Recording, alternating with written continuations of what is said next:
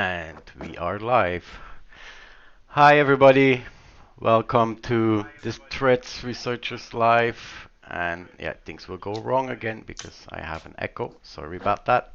Fixed. Um, hi, everybody. Start again. My name is Pascal. I'm here with the Threads Researchers Live and my colleague Daniel. Hi, Daniel. How are you doing? Pretty good. How are you doing today? I'm doing great. Yeah, for everyone, this is totally new to us. So my screen is now full of dashboards and all kinds of things for live streaming on YouTube. As you know, we did some earlier episodes, 2 episodes of the Threat Researchers Live on a different platform, and we had some people that commented that it was buffering too much and loading too slow. So now we moved to a platform that should be fine for most people. And also that allows us to have a little bit more freedom in the format that we're using. So I hope that you like the way that we laid out the screen. Also, there's a chat. So if you want to talk to us or if you want to make a remark or you have a question, don't hesitate. Go into the live chat, say hello, ask your questions. Don't troll yet. We might happen at some point, but for now we're gonna leave the chat open so everybody is free to put in anything in the chat if you have a question or a remark. Also, you can leave in the comments below, you can leave any other remarks. You will also see that if you open the description down below in the YouTube video, you will see that we have all the links that of the topics that we're talking about, and there's a lot to talk about. So, as I said in my invitation, don't kill the messenger. It's not our fault that we have that much content, but in the last couple of weeks, so many things have happened, and not small things actually. So we're gonna talk through a couple of events. So we're gonna start off with the event of Amazon that has been attacked with a record bandwidth DDoS attack, and then after that we will talk about another record that was broken in the number of packets per second by our colleagues from Akamai. Well, not by them, but actually they mitigated the attack. Um, and then we're going to talk about the NXNS attack, which is the attack that's, or better, a vulnerability that came out from researchers from Israel that is explaining how one could perform a chain reaction inside the DNS, inside the way that the recursive DNS system works, and that way do some pretty high amplification attacks. Then we're also going to talk about CallStranger, and actually all of these vulnerabilities and attacks that I'm talking about, they all have their dedicated website. So we're going to talk about CallStranger, we're going to talk about Ripple 20, and then Daniel will also come back and talk about his research on Hackers of Savior and also about K-pop fans. So that's it for an agenda. So Daniel, anything you want to add? No, we can just jump right on into it if you want. Okay, great. So the first thing I'm going to cover is a few DDoS attacks that Amazon mitigated. In February, the first quarter of 2020, Amazon, or I'm sorry, not Amazon, Akamai ended up mitigating. I'm sorry, my bad. It is actually Amazon. We got a couple to cover here. Amazon mitigated one of the world's largest attack. It was a 2.3 terabit attack, which was pretty impressive considering the previous record was down to one. But this was a single vector attack, a CLDAP reflection attack that was launched against Amazon in the first quarter. And the thing about this attack that was very interesting from my perspective was the fact that this was the world's largest attack and it had very minimal impact. A lot of us, we know from the DDoS industry that these attacks can create a lot of public attention when they happen. And so for a world record attack to happen and no one actually noticed it happen, and for them to release a report later in the year is quite impressive. But that's not the only attack that was mitigated. As Pascal said, our colleagues over at Akamai also mitigated a few attacks as well. There was another record attack that was 1.44 terabits per second, and also another one that was 809 million packets per second. Now, this one was fairly interesting because 809 million packets per second is quite a large attack. But also over here with the 1.44 terabit per second attack, there was 9 vectors used. So between these 3 attacks, we have a world record attack that's a single vector. We have a world record attack with, as far as packets per second goes, 809 million packets per second. And then we also have a very large attack, not exactly the world's largest anymore, but 1.44 with multiple vectors.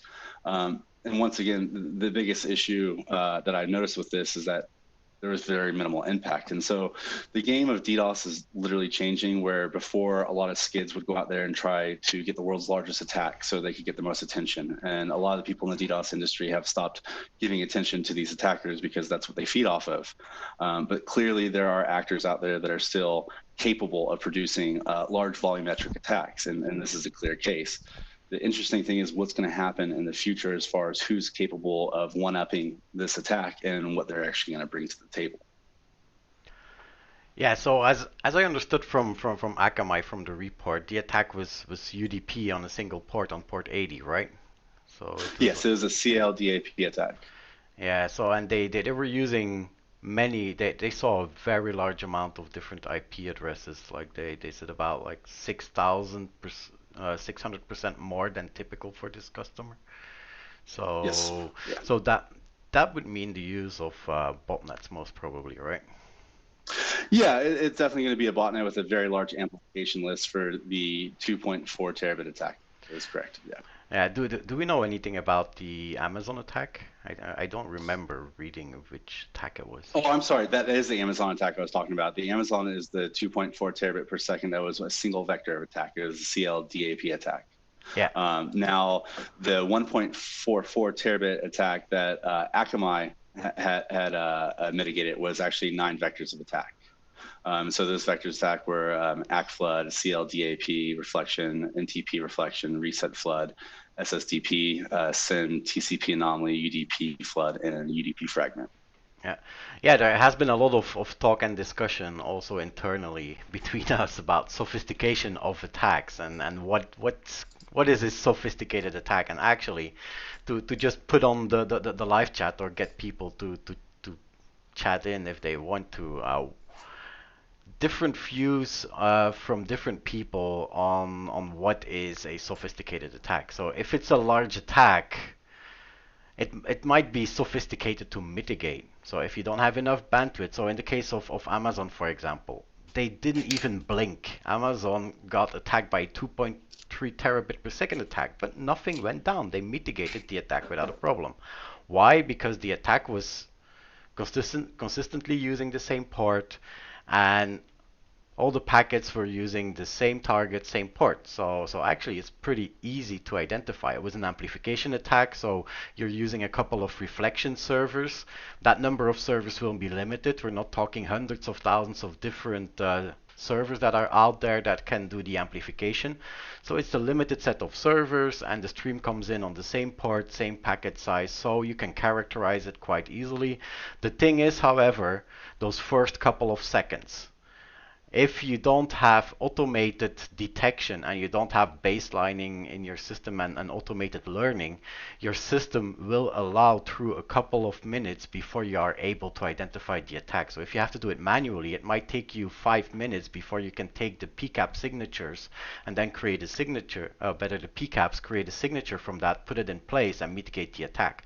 However, if you have automation, it kicks in within 1, maybe 2 seconds, especially when it's lots of packets that are coming. It's pretty easy for the algorithm to detect that there's something anomalous going on. So it can start creating that signature, putting it in place, and then protecting you. And the same thing that happened for Akamai, right? Because it was UDP on port 80, all the packets were directed to the same port, but they were UDP, which of course the customer was not using UDP on that port. So with their baselining, they were able to immediately stop the attack without even having a single packet impacting that customer. Yeah, and to play off what you were saying about sophistication of these attacks is it definitely takes sophistication to be able to build a botnet to accumulate all these reflectors for your amplification list. But when it comes down to these attacks, it's very easy to notice 100,000 people running at you versus one person running at you that's blending into the crowd. As I say, blend in where you fit in. And this attack is sophisticated. There's no doubt about it. But I think there's something to be said about the fact that these attacks, all three of them, were mitigated very quickly with almost no notice to the public. And that is a very amazing thing that mitigation in general has gotten this far. But at the same time, where are the actors going to go next? You and me have been watching these attacks for years now, and we've watched people one up each other, and now we're finally at a level of 2.3 terabits per second. The question is, who actually has the capacity in the hand cannon to go to 3? And will that attack be instantly mitigated? And I think, yeah, it will be instantly mitigated.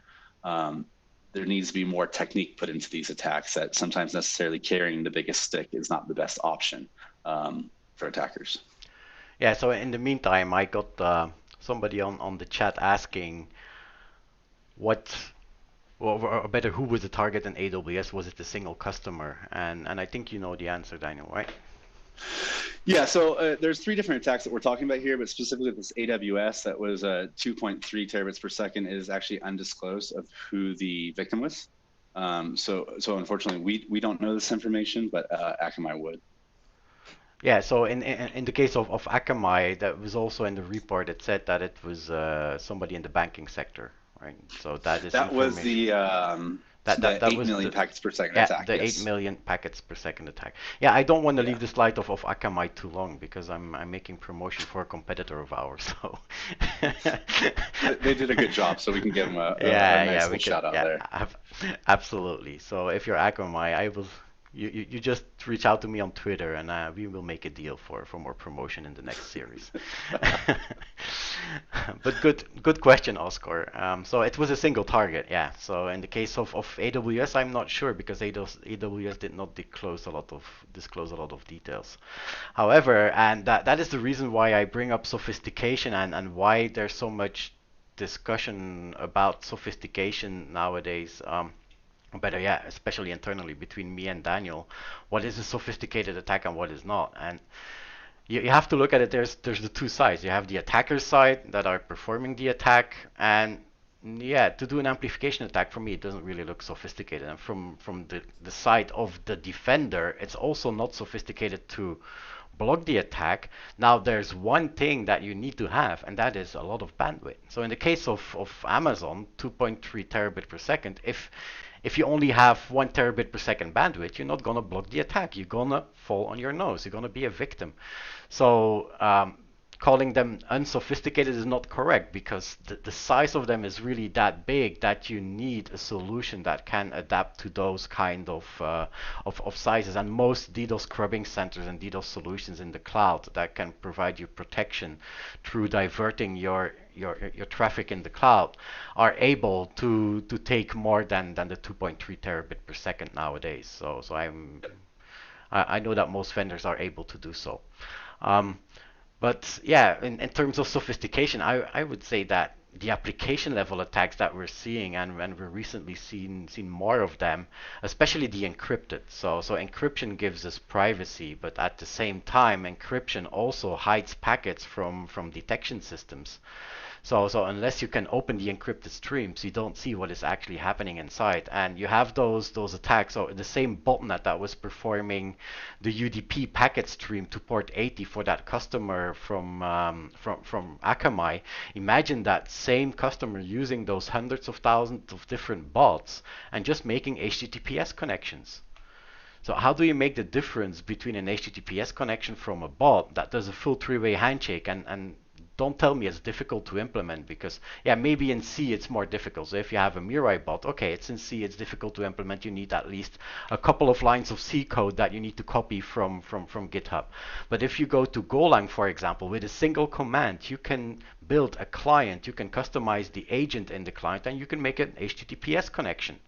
And once it's connected, you just drop it and you start again. So you put that in a small loop and you let it go, you let it run.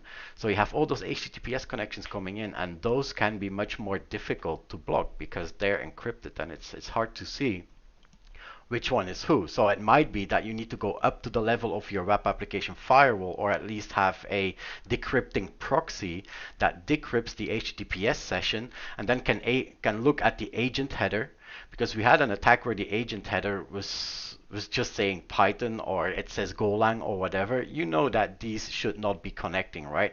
It's also not that smart of the attackers to leave Golang in there or to leave Python in there, because yeah, it gives away that they are a bot.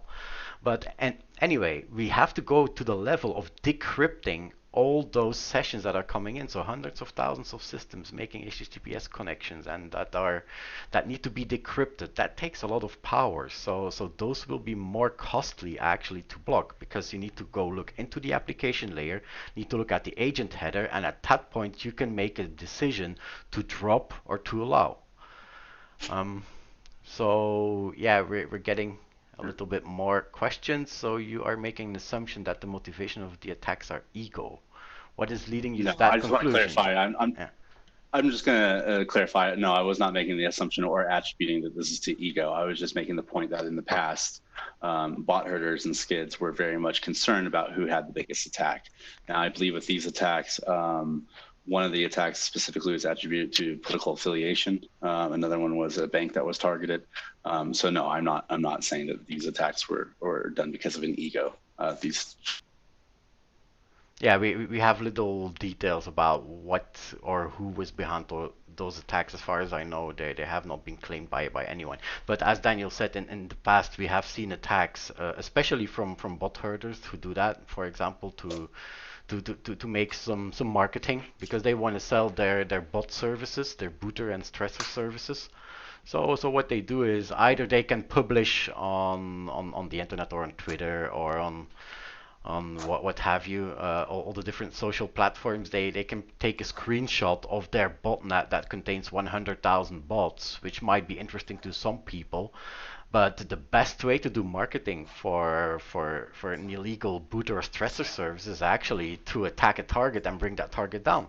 You come in the news and then you claim it and then you say, hey, I did it with my botnet. So you're actually making promotion for yourself. So we have seen that happen in the past, and that's probably why also Daniel made that remark. But it's not about these attacks. Now here I have another one, and I'm leaving it too long because I don't want to blame Amazon for this, because Amazon had done a great job at stopping the previous attack. But do remember that last year, end of last year, the DNS system from Amazon was knocked offline. So, and that's what I mean with sophistication. This attack was using a technique that we call random subdomain flooding. So by randomizing the host name of a certain domain and using lots of devices across the internet that are doing that query, and you sending that query to the recursive DNS server that is close to your ISP, you can actually impact the authoritative name servers. And that's a difficult one to block. Now imagine Amazon is the one that is on the top right there on the screen. They are the authoritative name server. So they get requests in for DNS names. Now an ISP sits in between. That's the bottom right. So you have the ISP DNS recursive server that sits there. So the DNS recursive server gets from an IoT botnet or from a Windows browser or from a Windows desktop, gets a request for a host name. He takes the host name, he looks up in his cache, doesn't find the hit in the cache, so he knows that, oh, I need to resolve that host name. So he will send it to the authoritative name server. So Amazon gets that name, looks in the database, sends the response back. The ISP will cache that response and will send back that information to the client that was asking for the IP address of that host name. Now, if the same host name comes back from the same client or from another client on the same ISP segment, the DNS recursive server will be able to look into his cache, find the cache hit, and give the name immediately. So the authoritative name server will not be requested every time that somebody needs to translate a host name to an IP address. That's the whole idea of the hierarchical DNS system that we set up. Now, with Mirai and in October 2016, this technique was what actually brought down Dyn, if you remember. That was the random subdomain flood. So the Mirai botnet had a technique, and by randomly changing the host of a certain domain, so let's say that you have .radware.com, but you change the host name to something random. On every request, what will happen is it will hit the ISP DNS recursive server, looks in the cache, but of course he has no entry for that host name because it's a random host name. It changes all the time. So he needs to go to the authoritative name server. Now, the authoritative name server gets a request from a DNS recursive server. He can do whatever challenge he wants to find out if it's a bot or whatever. It is not a bot. It is an official ISP DNS recursive server. So there's nothing illegal about that server. So he cannot block it because it's an illegal connection.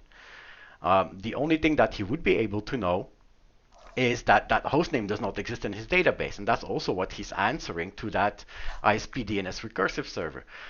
Now imagine botnets across the world, different ISPs, all using the same technique and sending random requests for the same domain through those DNS recursive servers. So that brings a lot of load on that authoritative name server for that domain. And that's actually what brought down Dyn in the past. And now also Amazon had some issues, and it was the very similar attack that was happening. Now the reason that I bring this up is actually, if we go to the next topic of what we wanted to talk about, is the NXNS attack. And the NXNS attack is actually based, well, not based, but it requires a random flood to trigger the attack. So for those of you who know DNS, typically when you have a client on one end, and you see my pointer, which is a good thing. So you have a client, and I called it bot here, but now assume it's a normal client, and he asks for xyz.attacker.com. So he will send that to the recursive resolver, which is typically your ISP server, and he looks in the cache. Did somebody already ask it? Did I already resolve it to an IP address? No, I didn't. So if I didn't resolve it yet, what I need to do, I need to recurse and find out what xyz.attacker.com, what's the IP address. So first I will start with the last part, with the .com, and I will go to the root server and ask them, hey, who can help me with a domain attacker.sysbelow.com? And the root server will answer with a referral response and say, hey, for .com you need to talk with the top level domain server, which is this one. So then the recursive resolver will send again, ask for xyzattacker.com to the top level domain name server, which can answer for .com, and he will answer, oh, for attacker.com, in my database I see that you have to contact, and in this case it's ns.attacker.com, this server. So he will send back a referral response to the recursive DNS resolver and say, okay, now you have to go ask to this guy. So the recursive resolver now goes with the same hostname, xyzattacker.com, goes to attacker.com, and he answers. Normally, if it's not an attacker, he will answer with the final answer and tell you, oh, the IP address of xyz.attacker.com is this one. Then the recursive resolver puts it in the cache, sends it to the client. So that's why we call it the recursive resolver. It starts at the .com, then finding out attacker.com, and once he has the name server for attacker.com, who is the authoritative name server for that domain, this one will answer with, that is the IP address of that full host name. Now, in the NXNS attack, what researchers in Israel found out, and you will see the links also below, and we will also come back to it. We will show some web pages with references on that. What they found out is that actually this referral response can be crafted. So that is, in red here, is what a referral response looks like. So you have a section, the authority section, which will say, for this server, that is the name server that you need to contact. And then you can have what we call additional records, which are what we typically call the glue records. And the glue records are actually like a kind of optimization. What the glue records do is, if this server, this recursive resolver, he gets this referral response back from the top level domain server, for example, it says the next name server is ns.attacker.com. So what happens when this recursive resolver gets back ns.attacker.com? I don't know where is ns.attacker.com. I need the IP address. Yeah, wait a second. Okay, let's start again. Let's go to .com. Let's go to the top level domain server, and then we come back. Oh, now we have the IP address of nsattacker.com. Okay, good. So now we can go there. So that's what glue records are helping for. They are putting in some of the IP addresses for the host names that are referred to, just to make the process faster, and also to make sure that it's not looping. Because yeah, if I'm asking for ns.attacker.com and only ns.attacker.com can answer that, well, I have a problem, because I keep asking for nsattacker.com. So somebody needs to put that IP address, and typically that will be the top level domain name server. Now, you also see that this is a danger because imagine an attacker that says, okay, you have www.radware.com and I put the IP address of my hacked server in there. The DNS will not check if that IP address is correct or not.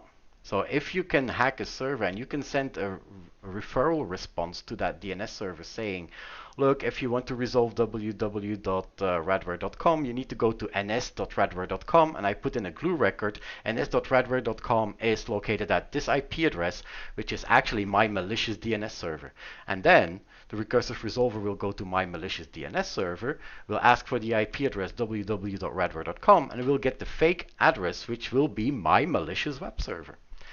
That's what we call poisoning, right? So that's DNS poisoning. So you can poison that name using those glue records.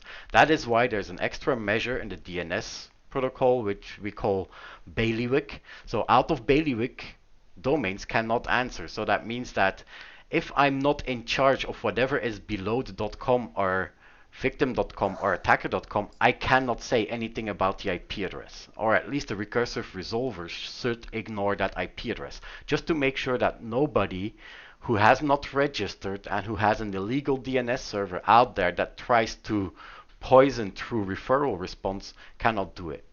Now, because of that, you don't see a lot of glue records. So that means that there's a lot of recursion going on. Now, imagine that recursion here. So you come in the last step. Step number 7. You ask for this attacker.com, and he says, oh, for xyz.attacker.com, you need to go to fake.victim.com, fake2.victim.com. So he sends all requests for everything under victim.com, and he fills up a whole packet, a whole referral response, and I think it's about 72 entries that you can put until the packet is full for a single packet. So he responds with that packet and says, okay, you have to go ask victim.com for the host name of xyz.attacker. So what happens is, of course, first he goes to .com, then to the top level domain server, find this one, and now he will send, for every line with a random host here, he will send a request to victim.com. So you see that victim.com there, and actually it's 74, that the maximum number of entries. So this victim now gets hit by 74 requests. So you see that at the source. So yeah, it's a long story, I know, it's pretty complex. But I will make a separate presentation and recording about this only, and I will publish it on YouTube sometime in the coming weeks when I find the time to do it. So one request from a bot results in 74 requests to the name server of victim.com. So that is the importance of how this whole scheme is working. Now, how can you block it? This guy, well, he cannot block it because it actually comes from the recursive resolver. So it's actually very hard to block access because it comes again from a legal host. It's just like in the random domain. Now, the recursive resolver, however, can block it by blocking random domain. It's the same protection measures that we have in our Defense Pro devices that can protect from random domain floods, can also protect against the NXNS attack. But the thing is, it is the recursive resolver that needs the protection. It's not this guy. So if this guy is not protected, so if there's a recursive resolver somewhere in the world, this guy can be attacked by the NXNS attack. And I find that that we all brushed a little bit fast over the NXNS attack and said, oh yeah, but it's random domain and there's a patch for bind. So the researchers, before publishing their work, they also came up with a solution, and the solution is actually to limit the recursive resolver because something else is going on in here. So imagine you get this packet with 74 servers. What would you do if you get a packet with the list of 74 servers? Well, you can say, okay, I start with the first one and I will only ask to the first one and see if I get an answer or not. But actually, that is not how DNS has been written. Most of the DNS servers are written as such. They take all the 74 servers, send requests to all 74 of the servers that are in the referral response, wait for the responses, and then they take the fastest one. So they are tracking the round trip time to make sure that they can then cache it to optimize the connectivity. So actually the problem is in the recursive resolver that instead of just asking one fake1.victim.com. No, he goes immediately without asking anyone else. Immediately he goes through the whole list of all the referrers. And that's what creates the actual problem, and that's actually what creates this Fmax of 74, because you can have 74 authority records and a referral response.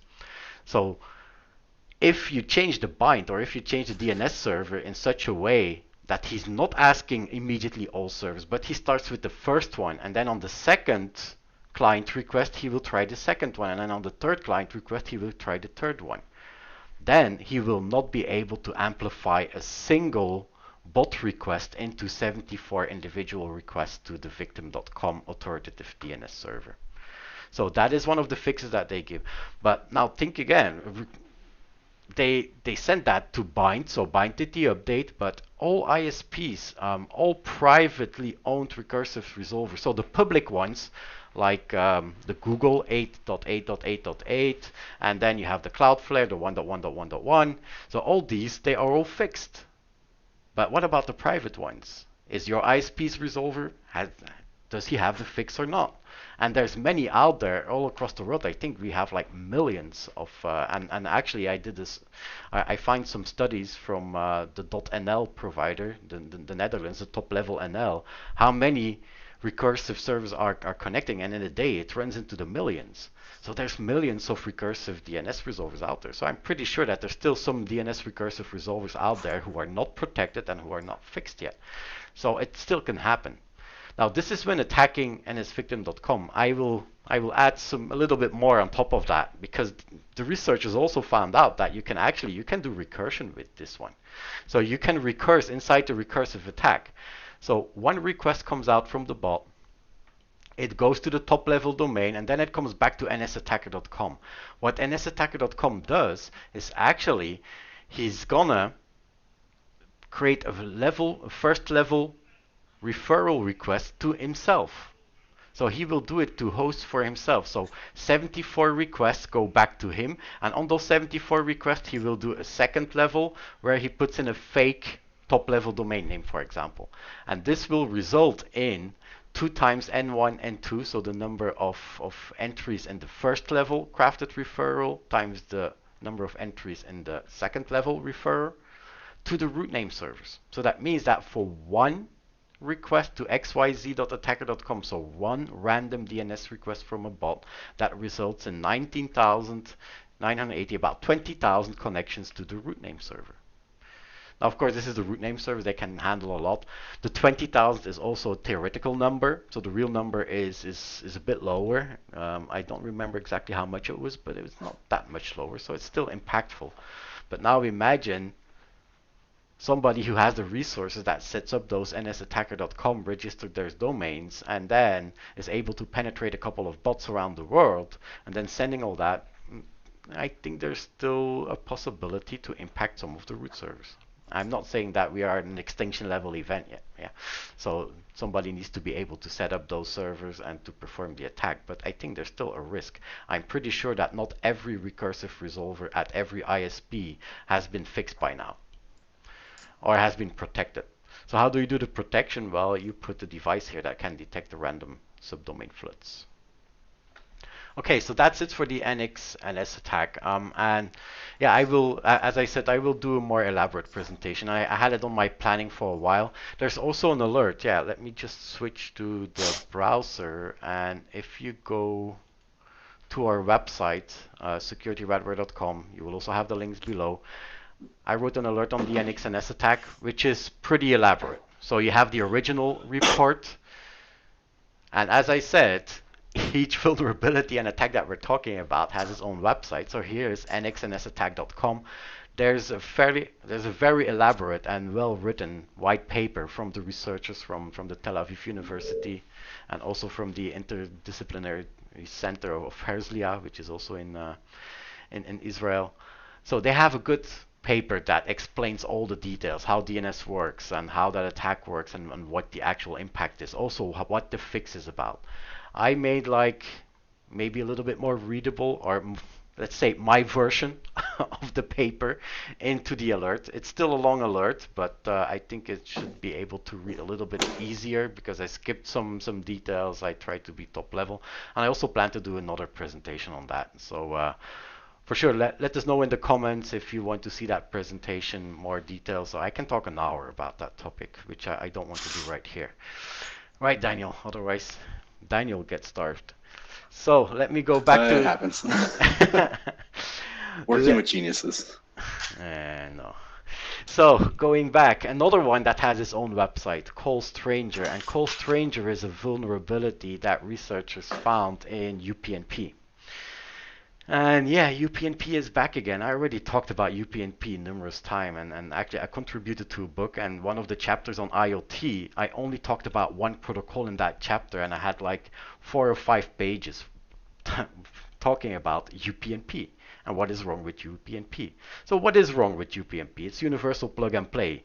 You know, you can use that, you have it in your firewall, most likely. The home firewall, I'm not saying the enterprise firewall, most of the time you don't have it there, luckily. But in the home firewall, for sure you will have it. And what is UPnP? It's a convenience protocol. It's used for many things to automate the user in the home and make it easier for him. It can be used, for example, that he opens his application and that application automatically finds a media device somewhere that can stream content to him. That is using SSDP discovery. And that is part of UPnP. So through SSDP, you can find the UPnP endpoint. Then you can connect to it. And if you listen well, I said SSDP. Ring a bell, SSDP? That's another amplification attack vector for DDoS, right? So UPnP, we will stick to that one for the moment. But UPnP, that protocol, has the possibility in your firewall to create pinholes. So when you're playing Xbox or PlayStation, you know that for multiplayer, sometimes you need peer-to-peer connectivity between the Xboxes, so with your friends, so that you can play multiplayer. And for that, your Xbox actually needs to be exposed on the internet. Now that exposing on the internet, you cannot ask a user, I cannot ask my 6-year-old, well, you have to create a policy in the firewall and allow your Xbox to go out, do nothing on that port. No, he's not going to understand what to do. So UPnP helps there because the Xbox or the PlayStation can talk to the firewall and say, hey, Mr. Firewall, I need to open a port because I need somebody to connect to me through that port. So set me up a hole in your firewall and forward all traffic to me. Now, the thing about UPnP is the standard, if I can call it the standard, I don't remember if it's standard or not, but the protocol description is correct. What the protocol description says, somebody on the LAN side who is requesting to open a port on the internet side can only open it and ask for traffic to come back to the LAN side. So it must be a device that's on the internal network, and it can only ask for traffic to himself. Now, you know that implementation in home firewalls and so on, those products are not that expensive. So most of the implementations are done very fast and without any regards, or little regards to security. So UPnP was implemented, and actually UPnP, you can ask any UPnP server in your firewall to open a pinhole on the WAN side. But the bad thing is you can put any IP address in there. So I can say to my firewall from my device, open a port and send all the packets to somebody else. So I can put in a public IP address as the forwarding IP address. Now, to make things worse, when they put UPnP on the device, UPnP is supposed to be listening only on internal interfaces. But the server, the web server that is used where UPnP runs under, by default listens on all the interfaces, so also the wide area network. So actually from the internet, I can do UPnP requests, which led to some remote execution, and in this case, reflection attacks and data exfiltration potential. But in the case of port forwarding, what I can do is from any device on the internet, if I find a device that has UPnP exposed, and there's many of them, I can connect to that UPnP server, ask them whatever packets that comes from this source IP, or better, whatever packet comes to this destination port on your IP address, forward it to another server. And that's how you can actually do port forwarding between different devices and create like anonymous tunnels. And that has been used by botnets and malware. I can even ask to forward it to an internal host. So if I know that internally, if I try to find a set-top box, I can actually attack an internal system in your home through UPnP through the firewall. And the good thing about UPnP is it even tells me if the device exists. So if I test with 192.168.0.5 and it does not exist, it will tell me it does not exist. So I can keep trying until I find an internal set-top box and try to attack that one. Now back to CallStranger.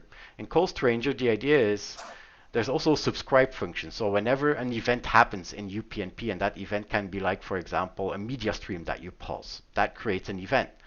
You can subscribe to that event, and you subscribe with it with a notification. Where should that notification go? Well, you put a URL. So it's like making a call back. So what you say is, whenever an event happens in that UPnP device, go to this URL. So now you see, go to this URL. Well, this URL could be a victim to do a DDoS attack. The other possibility could be data exfiltration. If somebody is inside your server, and the guy actually who discovered CallStranger, he tested it, he was able to exfiltrate 16 megabyte or something in a single call, or 64 megabyte, I don't remember. But it depends on how long the URL can be. But imagine they are sitting on a server. They don't want to directly connect from the server to their command and control to exfiltrate data, because that might be seen as suspicious activity. However, there's a printer, and that printer is cloud connected. So why not use the printer? So what I do is I will craft a URL and put that as a subscribe URL in the printer, and whenever somebody prints a page, that URL will send all the data that I put there from the server to the internet. And nobody will ever know, because it's a printer communicating with the internet. There's nobody exfiltrating data from my server. Well, actually, they're using the printer to go out. So, and there's also port scans that can be done, internal port scans, external, because when you put that URL, if you put multiple URLs, it will try each URL one at a time. And actually what they find out, and we already talked about this in our reflection alert, whenever you do a SYN, you get SYN-ACKs, right? But most of the operating systems are a little bit more aggressive with their ACKs or their SYNs. So they found out that some devices did like 70 SYNs for each URL that you put in. So if you put in like 70 URLs, 70 SYNs, that's 490 SYNs that you send to any victim. So that was CallStranger. Has its own website, by the way, and let me switch back to the browser. Yeah, I'm the director of this thing. Come on, browser. Yeah, here we go. So that was the NXNSAttack, that was the CallStranger, and the links are down below. Ripple 20, yeah, that's also a big one. A fun one. Yeah, and I need to go a little bit faster because we're running, well, we're not running out of time. We have a lot of time, but I'm pretty sure that you don't have a lot of time. Not everybody has. But you can always come back and review the presentation or pick up at a later point. So Ripple 20 is zero-day vulnerabilities, but they found it in a TCP/IP stack implementation by a company called Trek. And that TCP/IP stack implementation is used in many IoT devices. So it's like an embedded TCP/IP stack implementation. So when you make a device with like a IP camera, an infusion pump, a printer again, a modem, you need a TCP/IP communication, right? But some of those devices don't run full Linux with the Linux IP stack. No, they run like an embedded operating system on an Arduino or a microprocessor or something else. So you need an embedded TCP/IP stack to put on that. So these people created a library, and that library has been used by many vendors across the world. And I will come back. I have a list of vendors that was recently published by Bleeping. It's amazing how many devices are using it. And to make it worse, actually, it's not only Trek, because Trek has been spun off and has been sold off, and there's a whole story behind it. But I'll let you read that in the press, and we have the links down below. But the bottom line is that TCP/IP stack has vulnerabilities. One of them is a remote code execution. So that means that by sending crafted packets, you can trigger remote code execution on a device. Now, the danger of that, it's not like, so we have seen remote code executions like forever in IoT, but most of them, they need like a web server, and you need to do a web request, and in that post you will put the remote code execution. So that means that this device needs to be published on the internet and listening on the internet. Well, we have enough of those. We have more than enough devices that are listening and that are exposed to those attacks. But to make matters worse, in this case, all you need is to be able to send a packet that goes up the IP, the TCP/IP stack.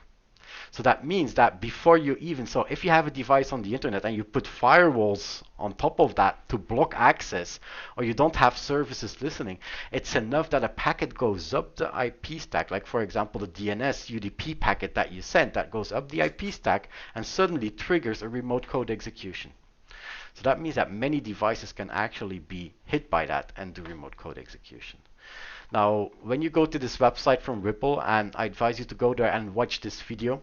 So this is, I think it's a CEO from JSOFTech who found this vulnerability, who demonstrates actually from his Raspberry, from his device here, that sends that crafted packet and just turns off the printer, turns off the NAS, turns off the infusion. So this here is a medical device. It's an infusion pump. You know, when you're in the hospital and they put something they put drugs in here. Well, with that attack, you can do remote command execution on that infusion pump. So can you imagine? And a lot of medical devices apparently are being affected by that. There's also a lamp here, an IoT lamp. So go to this website. Just look this video. It's like it's 1 minute or something. It's not that long, and it just demonstrates. He demonstrates the attack. Now going to the list of affected devices, and I want to scroll away from there first. But this is a bleeping computer, and the link is not there yet. But I will put the link after we close off. But this link is from Bleeping, it's pretty recent.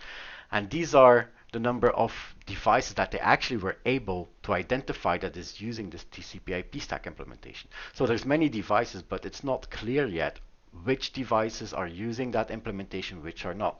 So there are patches out there for the vulnerabilities. So they did responsible disclosure, the researcher who found the attack.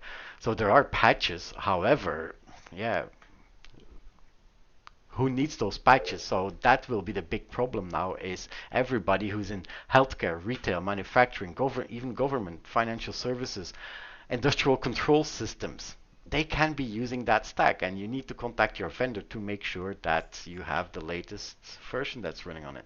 So we're talking about infusion pumps, printers, UPS devices, network equipment, point of sale devices, IP cameras, video conferencing systems.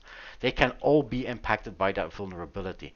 And it might not immediately affect the device, so it will not only turn it off, but it's a remote command execution, remember? So what they can do is they can break into the device and then laterally move into your organization. So whenever there's a possibility to communicate through IP with that device, there is a potential that somebody can come into it. So here you have some of the confirmed Ripple 20. So Aruba Networks, Baxter, which has some devices. Well, what are the devices? The Diginet OS, yeah. Yes. So they're the infusion systems. Brown, Beck Industrial, Caterpillar, Cisco. So the Cisco ASR 5000 series, apparently. The GPRS node, so the mobile communication node for GPRS networks, is also impacted. So it's a pretty important one, I think so, and it's pretty widespread. And we still don't know the complete impact yet. That's why it's called Ripple, because yeah, we know where the source is, but we don't know the full scale of that impact. And there's researchers working on it and different companies working on it. So follow the news, follow the websites, try to keep track of what's happening there on the Ripple site. I would advise you to do so. We will also keep close tabs, although we are not immediately impacted, but we will keep you up to date on that. So, Daniel, Hackers of Savior. Yeah, so back in May, the end of May, there was a group decided to launch an attack against Israel. This attack usually falls under what Anonymous calls Op Jerusalem, but it usually is held on the last day of Ramadan. Basically, what had happened is a group of hacktivists decided that they were going to launch an attack against Israel for a number of different reasons, and they launched an attack against UPress. Using a WordPress plugin exploit, they were able to deface a number of sites related to Israel. The interesting thing about this was it was noted in ZDNet that some researchers had found a script that was requesting access to view users' webcams. So what was happening is people were actually clicking and becoming going to these websites that were defaced, and they allowed the webcam to be used. The attackers were trying to get a picture of the Israelis that they were attacking. Wasn't so successful, but one of the more interesting points about this whole entire attack was that um, these attackers had basically used an old technique where they go out and they launch a first round of campaigns, and they try to use the success in the media attention to gather more people to come in to launch attacks for them. And this is a technique that's often seen with Anonymous and all kinds of other hacktivist groups. And this is what I was speaking about a little bit earlier as far as egos go with attacks. That they want the attention, they want media, specifically in this case with hacktivists, not in a large-scale DDoS against Amazon and Akamai, but they want the attention so they can try to get other people to come in here to launch the attacks for them. Now, at the end of the day, this was a very interesting attack because the group had not been around that long. Just in a matter of a few days on Facebook, they had changed their group name several times. So they weren't very prepared. They weren't very ready for this attack. But needless to say, they had some kind of minimal impact. Now, kind of phasing out of this into the K-pop situation, and a few years ago, these types of attacks during Op Israel, Op Jerusalem were very large scale. There was dozens of hacktivists that were involved, dozens of groups, and the impact was somewhat very medium to large scale. Over the last few years, Anonymous has kind of died out. They have kind of been run off of Twitter onto Facebook, where they try to convince people that they are still relevant. And what we saw in the United States during the current protests and the murder of George Floyd was that Anonymous had tried to come back. And this kind of goes into our K-pop story here, which was a little interesting from my perspective that, you know, during Op Trump and Op Hillary in 2016, Anonymous had pretty much fallen apart. They couldn't decide which political affiliation that they supported, and it just kind of left to dissolve. Now, when there's a gap, if criminals or anything, there's someone willing to step up and take their place when someone falls. And this is where I've written a blog about saying that K-pop fans are actually the new Anonymous.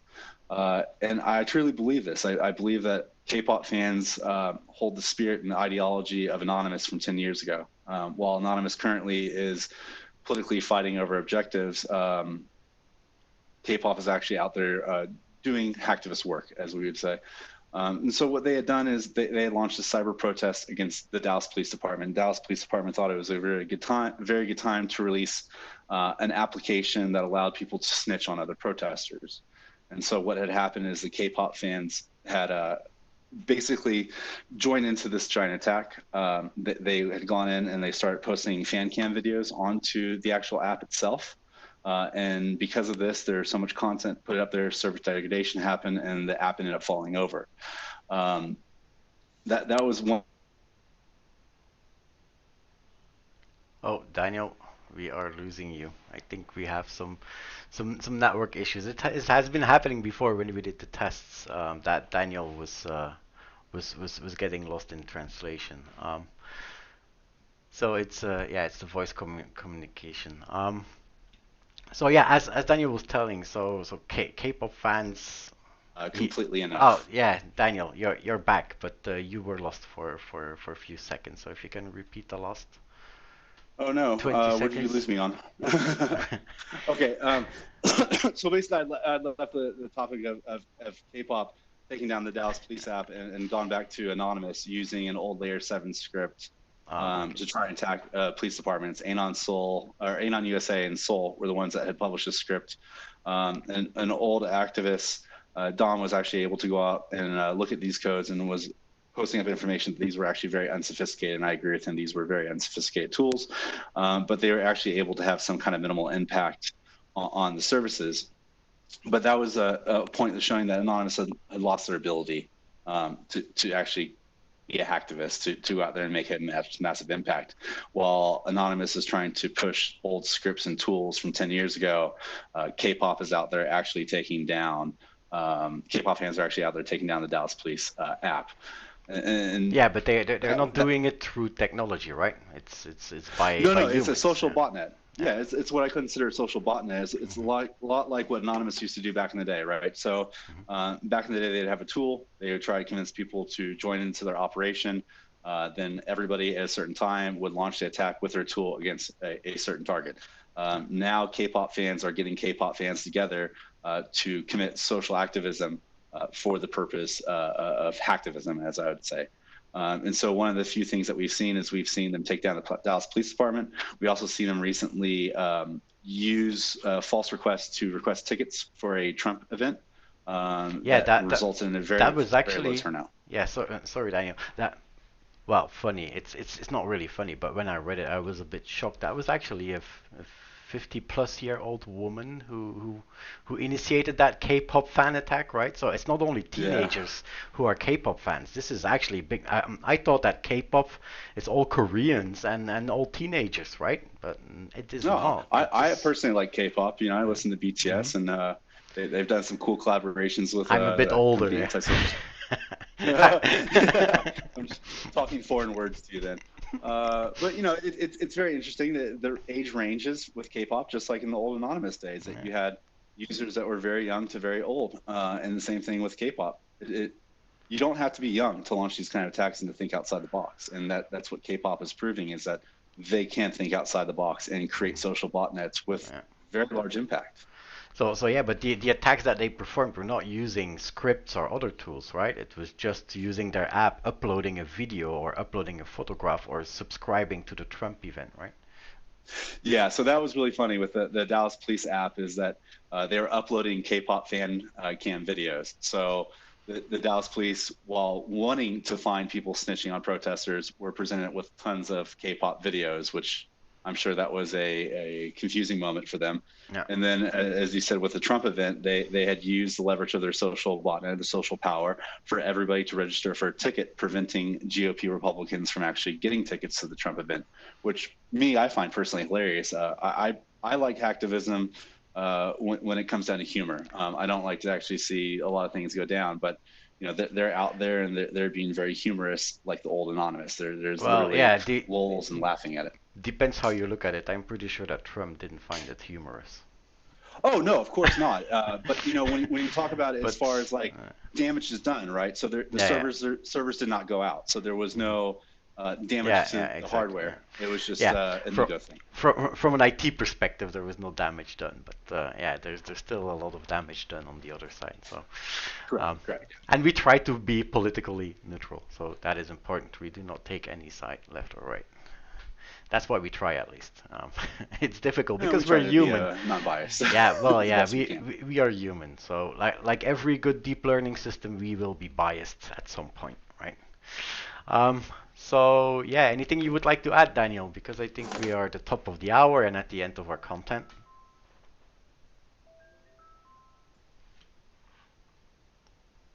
Daniel, are you still there, Daniel? I Hey, I'm there. I'm ah sorry. okay. Yeah, the K-pop fans must be having fun with me right now. Yeah, I was getting a call at the same time, so maybe that is what disturbed the connectivity. So we are at the end of our stream. It's the top of the hour, and so what I always have been wanting to say is, if you like this video, click the like button, click the subscribe button, and I hope to see you next time. So unless you have something to add, Daniel. No, I'm good. No? If there's any questions, Yeah, if there's any questions, leave it in the comment below. We will get back to you. Send it to our Twitter, so you have our Twitter handles on the screen. So send us a direct message, reach out to us any way possible.